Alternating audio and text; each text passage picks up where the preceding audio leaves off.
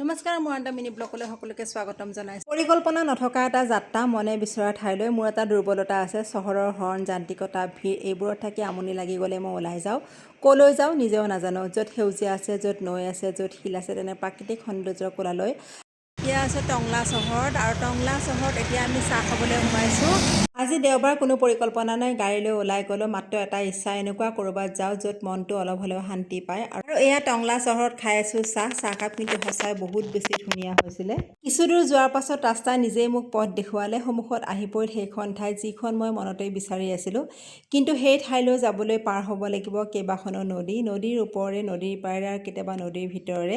হঠাৎ সুঁতিৰ দৰে নদী এটা দেখি পেলাই ৰৈ গ'লোঁ পানীৰ গভীৰতাখিনি চাবৰ কাৰণে। গাড়ীখন পানীৰ মাজেৰে যাবলৈ পাৰিবনে নাই। আচলতে এই পানী আৰু এই নদীবোৰৰ মাজেৰে আচলতে মানুহে সদায় অহা যোৱা কৰে। আমাৰ কাৰণে আছিলে সম্পূৰ্ণ নতুন পৰিৱেশ, নতুন অভিজ্ঞতা, আৰু ইমান বেছি আজি অভিজ্ঞতা হৈছে, হয়তো আপোনালোকক ভিডিঅ'ৰ জৰিয়তে সকলোখিনি মই জনাম।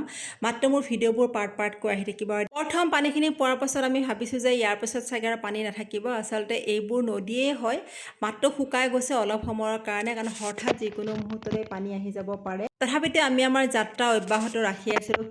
এইটো শুক্লাই নদী হয়। পথটোৰে আহি থাকোঁতে কিমান মানুহক যে লগ পাইছিলোঁ, সকলোৱে কৈছিলে নৈৰ মাজেৰে যোৱাটো কিমান বেছি দুৰ্গম হয়, নতুন মানুহৰ কাৰণে কিমান বেছি অভিজ্ঞতা হৈ গ'ল। নেক্সট ব্লগত মই আপোনালোকৰ কাৰণে লৈ আহিম। Bye bye.